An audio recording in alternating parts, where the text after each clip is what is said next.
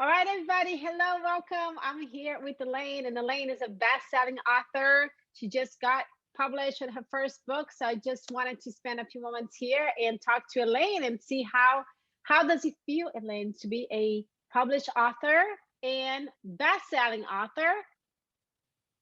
Well, it feels pretty great.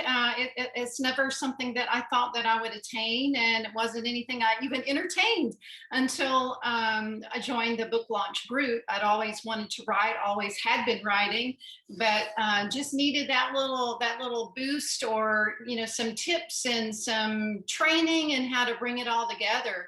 So, as far as how it feels wonderful. And I've just had a lot of feedback, from friends, especially in different groups, and people that I work with and play with. So the feeling's been really, it's really a big ego booster as well, I have to say. So I can almost feel and imagine how some people feel who, are celebrities at this point. I felt like a little celebrity in my own little group. That's wonderful. And how, I mean, and you mentioned that, you're connecting with people, from a long time ago. So talk about that. I mean, because that's one of the things that, and just so for a lot of people may not know this, 90% of all people, and this is one of the things I talk a lot about in the course, 90% of all people want to write a book because everybody has a story. We all have our stories, and then it does take that courage to actually putting it down and then publishing so that others can benefit from our stories, right? So, but 0.01% are the amount of people who actually publish a book. So publishing a book, becoming a bestseller or not, is a huge accomplishment. And becoming a best-selling author is an even greater accomplishment because there are thousands and thousands of books published every single day.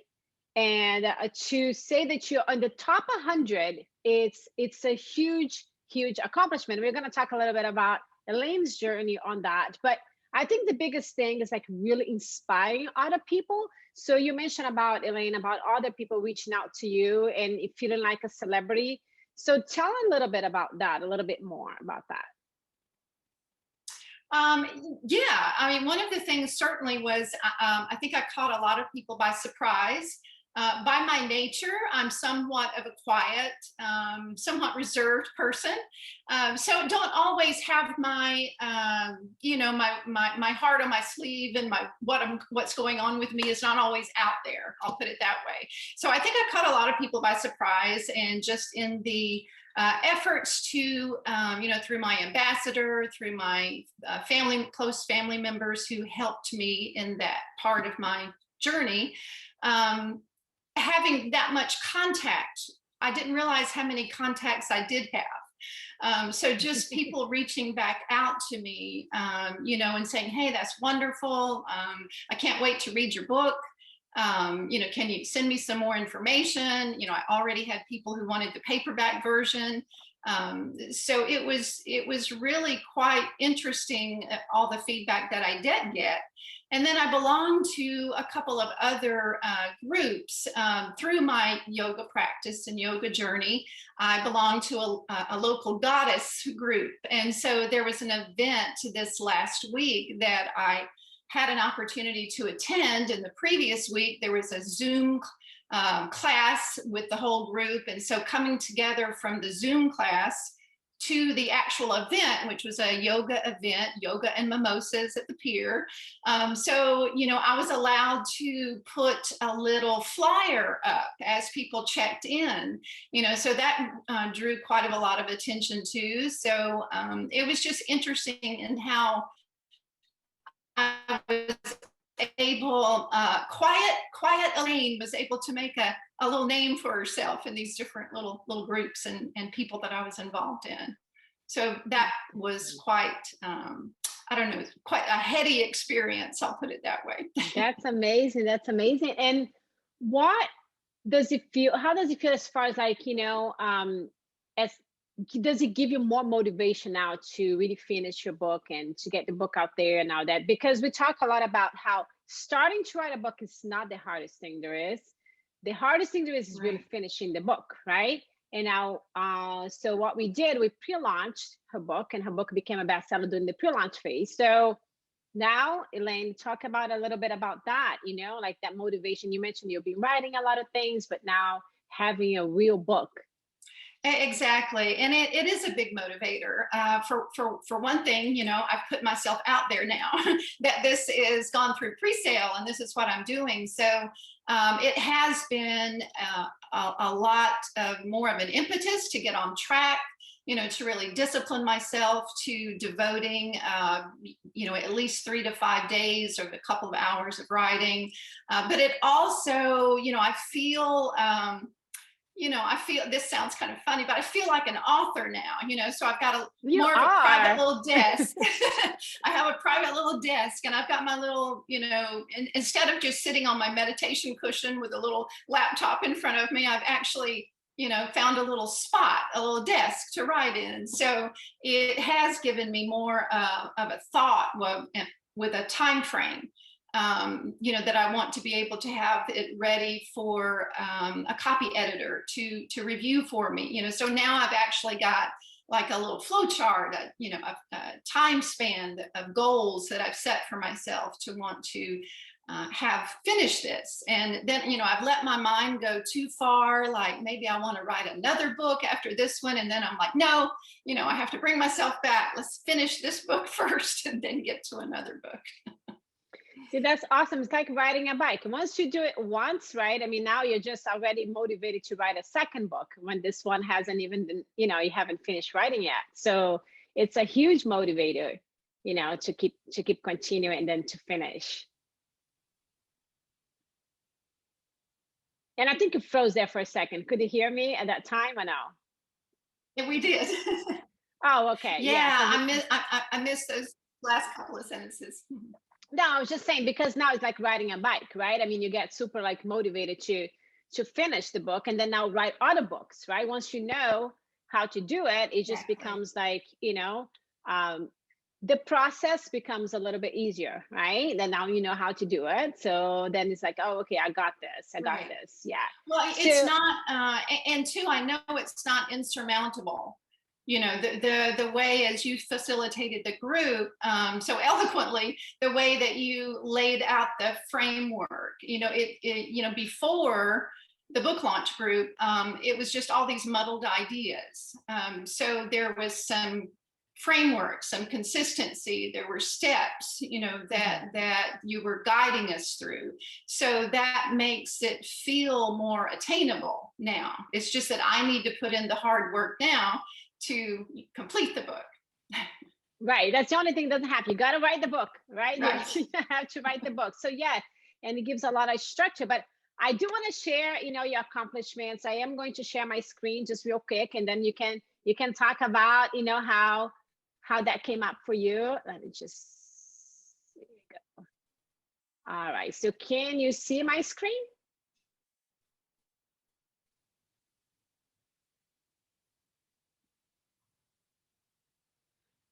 Yes, I see. Yes. All right. Awesome. So this is one of the pictures, and this is something that I post in our group on our Facebook, and this is number 3. Now, as I mentioned before, and this is such a huge accomplishment. As I mentioned, there's thousands and thousands and thousands of books that are published every single day. I mean, at all hours of the day, all over the world, are on Amazon. And Amazon is the #1 bookstore in the world because it's the bookstore that sells the most books.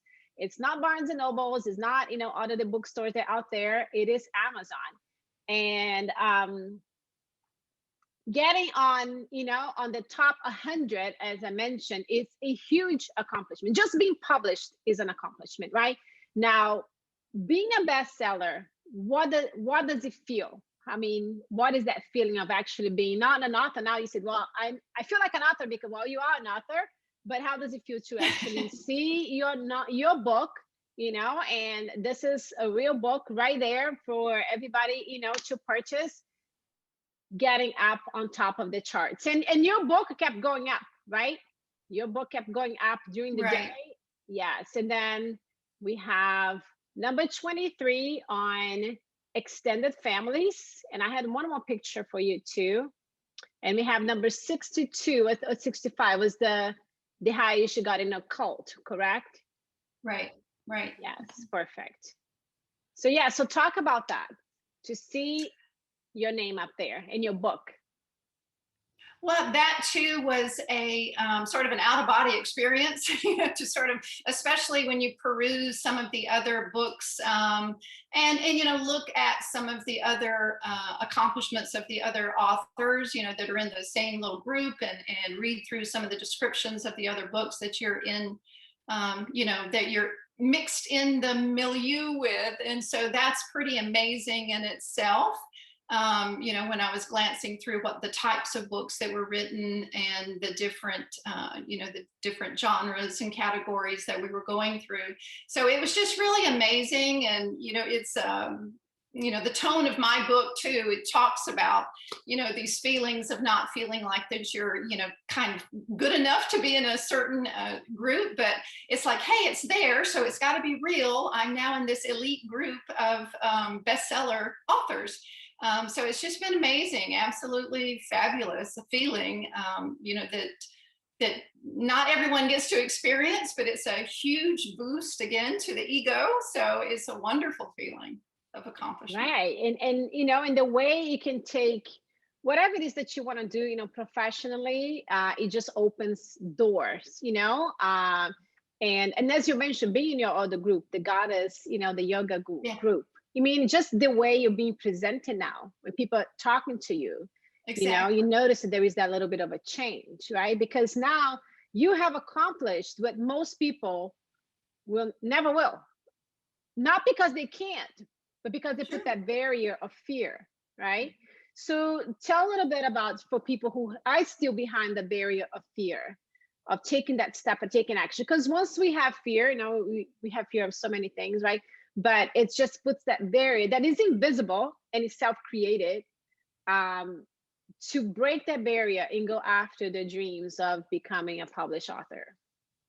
Yeah, I think most importantly, you just have to make that first step. I mean, like you said, a lot of people, you know, journal. You know, I know many friends. You know, we get together, you know, girlfriends, and we're talking about, you know, journaling and taking different short courses online and writing, and so a lot of people are doing it, but just taking that step, you know, especially when you invited individuals to participate in your book launch. You know, I saw it and it was like, well, that, you know, I have no excuse not. I mean, there's no excuse not to do it. But there was a bit of hesitancy, you know, before I committed. Like, I'm not sure I can do this. I may not be good as the other people that joined the group.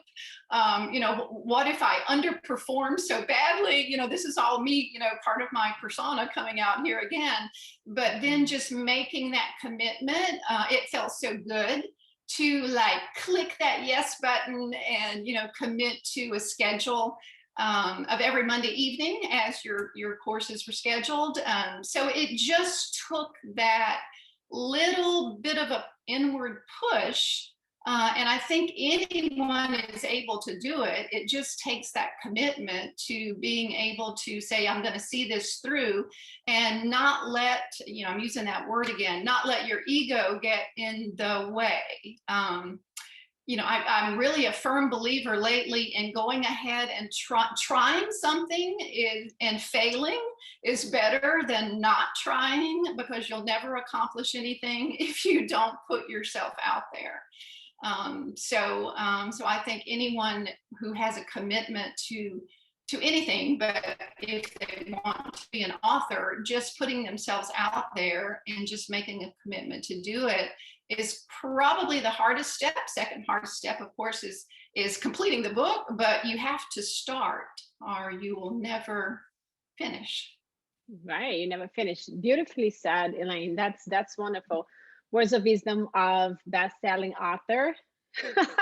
That's amazing, right? So this comes always before your name, Elaine, from now on. You know what I mean? It's like, you know, you can say that in bio, and it's one of the things, you know, when you introduce yourself, and you might say, like, you know, this ego, but it's just open up an opportunity for conversations to happen, of opportunities for people to open up. And every time you do that, and for those who go in this journey will know that, yeah, it's never gonna be the same. Like it is so much more interesting. It's people reach out to you, they'll share with you your desires and their dreams and that they Right. want to accomplish. And having to be the person that you're open and can guide them in towards the self-publishing world. And the thing is, and I think a lot of people feel like it's so hard, and then as you mentioned, you have to take that first step and take action, otherwise, as you mentioned, that's what failure is going to happen for Right. sure, right? For Every sure. time we do something in our lives, it could work, maybe not, but once you don't take action, then for sure you're going to not accomplish what you want, right? And so many people out there with so many beautiful stories to share. Tell a little bit about your story. What is your book about? And the title, start with the title. It's a beautiful title. I love the title of your book. Well, my book is a memoir, and the title is Someday to Om Day. And being a yogi, of course, Om is the universal word for fulfillment. So my memoir, as I mentioned, I'd always journaled, and these little snippets were just everywhere of different, phases of my life. I had even handwritten a little bit of a journal to give to each one of my granddaughters, who are now 6 and 4. So I'd always like taken little snippets from the time I grew up in rural South Carolina. So I had always been journaling. But again, my goal was to someday write a memoir, but for my grandchildren, basically. And until I got involved with the book launch group and you, Verna, it hadn't really even formulated in my mind to be a formal book to put out there. But that's what I'm so excited about now. But the book is really just about some of the obstacles. Not that I wasn't loved as a child, but just some of the obstacles of growing up and some of the critical decision points in my life.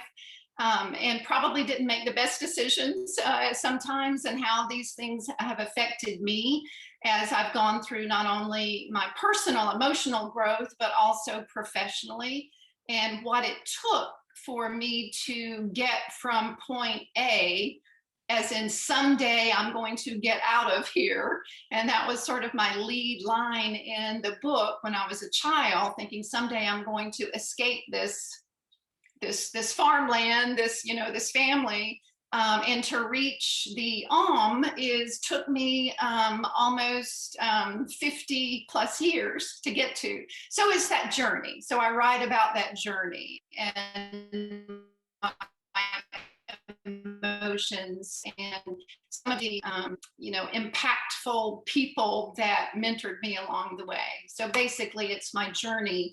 That I find ever so interesting and hope other people do too, but it's my journey of life, basically. That's beautiful. Thank you for sharing. And I think so many of us feel that way though, Elaine. You know what I mean? Like when we grow up, a lot of times, we are always dreaming of that, that someday I'm gonna get out of here. And I actually really relate to that, because in my book, I talk a little bit about that, how I used to go to a farm and then I wanted to kind of move away and go away. So that sounds like so similar, and I think so many people are going to relate to your book and learn from your lessons so that we don't have to repeat the same mistakes, or and it's almost like a shortcut, right? When you read a book and you learn through other people's experience, Sure. so that we, for all of those reading and maybe still going through what she went through, can make those decisions a little bit easier for them, and or just give them some peace too, for understanding that those things are temporary, and one day It you're has a gonna, lot, I someday. draw in a lot of, my professional, exactly, exactly. And Yeah, I because draw a lot upon my my mental health background professionally, so talk a little bit and about that use too, use a lot. for those. Let me just gonna, I'm going to make our Well, connections going a little bit weird here, so I'm just gonna switch it up here real quick to a different sure. Wi-Fi. So yeah, so talk a little bit about your profession a little bit.